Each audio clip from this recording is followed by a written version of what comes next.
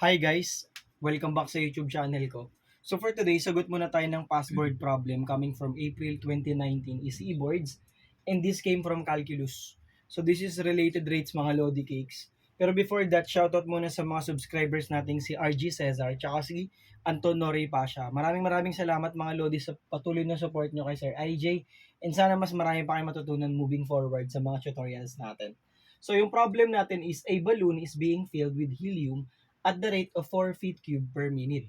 What is the rate in square feet per minute at which the surface area is increasing when the volume is 32 pi over 3 cubic feet? So, when reading the problem itself, so kailangan muna nating i-analyze ano bang klase ng figure yung binigay.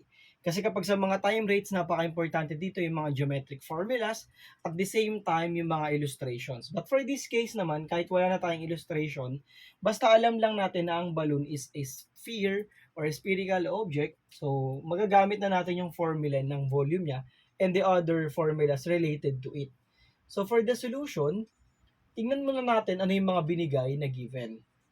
So it was given that the balloon is being filled with helium at the rate of 4 feet cubed per minute. So this is uh, the change in velocity, the change in volume, with respect to time, or that is simply dv over dt. That is equivalent to 4 cubic feet per minute. Ito yung isang binigay, dv over dt. Tapos yung isang binigay, yung value ng volume niya, or yung volume is equal to 32 pi over 3. So, analyze natin, ano po ba dapat yung una nating makuha when we are asked to find the rate of at which the surface area is increasing. So, anong gagawin natin dyan? So, kailangan nating mahanap yung value ng R natin, which is the radius of the spherical object, which is the balloon.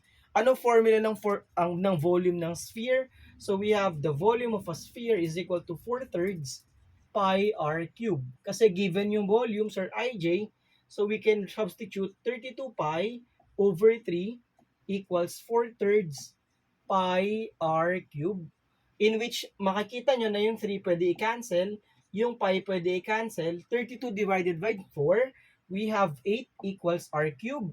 Getting the cube root of 8, we have r equals 2 feet.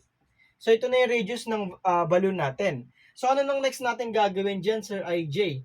Binigay yung dv over dt. So kailangan nating malaman ano yung rate na nag increase si radius ni sphere or ni balloon. So paano natin gagawin yan, Sir IJ?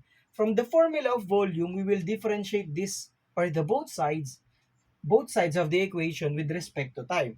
So differentiating this, we have dv over dt equals itong 3, applying the power rule, itong 3 bababa. So 3 times 4/3, so makakancel yung 3. So we have 4 na lang mga idolo.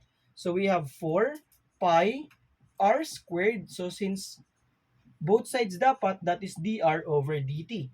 It was given na yung dv over dt natin is 4 feet cube per minute. So we have 4 equals 4 pi, and yung r na nakuha natin is 2 squared dr over dt. Cancel nung 4. Ilan ng 2 squared mga idol? That's 4. 4 times pi, so 4 pi, ibaba natin. So we can conclude that the rate at which the radius is increasing is 1 over 4 pi feet per minute. Sir IJ, ano na po magiging silbi niyan? Ang magiging silbi nito is for the question itself. The surface area, kailangan alam din natin yung formula ng surface area ng sphere, which is now equivalent to 4 pi r squared, and then differentiate na lang tayo with respect to time.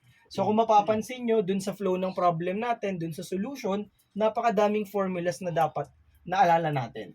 So differentiating both sides with respect to time, ds over dt, baba nung 2, 2 times 4, that is 8.